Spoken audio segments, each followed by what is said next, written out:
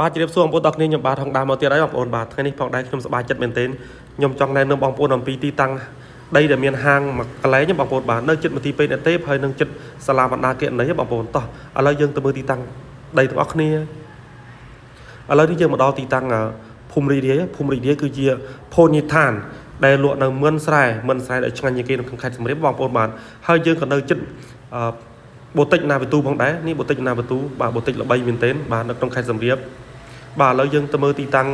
ដីទាំងអស់គ្នាបាទសម្រាប់ដីនេះផងដែរគឺយើងមានហាងដូចជាស្រេចហាងហ្នឹងគឺយើងដេកគ្រាន់តែដេកមិនតិចទេយើងបើកជាភោជនីយដ្ឋានបានឥឡូវបងប្អូនអាចចូលទៅមើលខាងក្នុងទាំងអស់គ្នាបាទបងប្អូនអញ្ជើញមើលទៅបច្ចុប្បន្នគឺដេកដូចស្រេចបាទសម្រាប់ទីតាំងដីនេះផងដែរពីមុនម្ចាស់គាត់លក់350000បច្ចុប្បន្នលក់តែ250,000ទេបងប្អូន250,000នៅលើផ្លូវបេតុង15ម៉ែត្រហើយនឹងបេតុង10ម៉ែត្របងប្អូនចាប់អារម្មណ៍តាកតងខ្ញុំបាន350000បច្ចុប្បន្នលក់តែ250,000យើងចរចាបានទៀតអរគុណច្រើន